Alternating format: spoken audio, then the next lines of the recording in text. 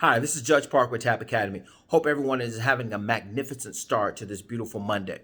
Listen, I've been getting quite a few phone calls on multiple offers or highest and best and backup agreements. Let's deal with the highest and best or multiple offer situation first. Now, if you are in another state, please check with your licensing requirements in your state to spell out what your responsibilities and duties are to the party that you represent, i.e., are you fiduciary or not?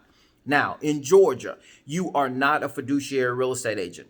The law clearly sets out that you're not a fiduciary agent. 10-6A-4 of Beretta clearly states that a broker shall not be deemed to have a fiduciary responsibility or obligation to the parties whom the broker represents. However, they shall only discharge what is considered ordinary or reasonable skill and care. You don't have a fiduciary obligation to it. Go read the law. It clearly states it that way.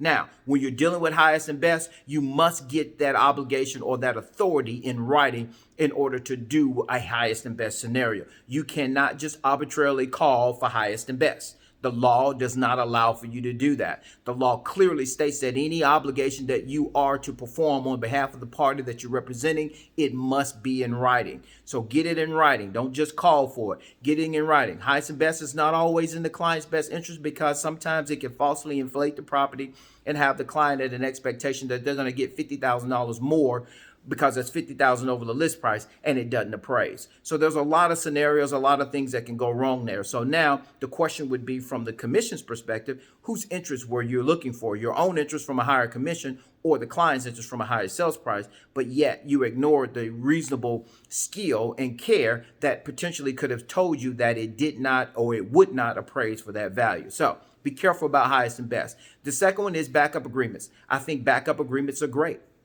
I think it's a good opportunity for you to have an additional contract in place for your client in the event that the first contract doesn't follow through completely or they fall out for whatever the reason. Now, due diligence can create those situations too. You know, a due diligence period allows a client to terminate for any or no reason whatsoever. So a backup agreement allows for you to continue to keep the cycle moving without having to start over with your marketing to get the property out there again on behalf of your client. Now, if you're in Georgia and you're going to use a backup agreement, then you should use the F604, which is the Backup Agreement Contingency Exhibit, which is a GAR form, a Georgia Association of Realtors form.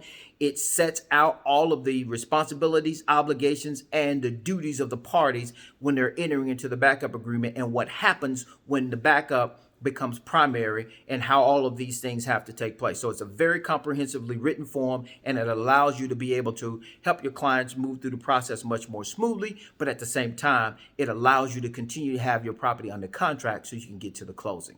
Now, I hope this information helped you as a part of your contracts and your daily practice on the daily basis. But check us out on the website, www.tapacademyatl.com. Look for upcoming classes and we'll be able to help you tap into your potential as well, one class at a time.